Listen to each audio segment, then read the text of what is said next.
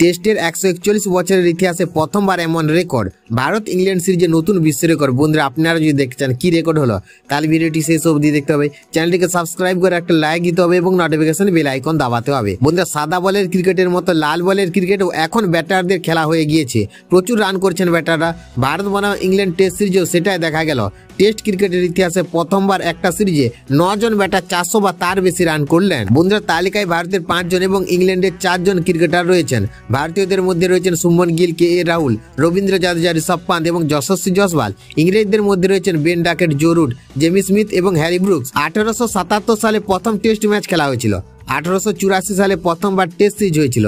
সেই হিসেবে 141 বছরের ইতিহাসে এমন ঘটনা আগে কখনো ঘটেনি।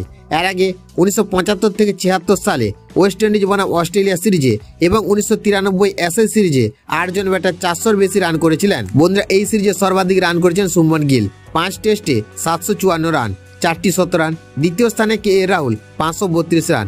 এরপর Jadeja 516, Root 483, Pant 479, Duckett 462, Brook 451, Smith 432 এবং যশস্বী করেছেন 411 রান।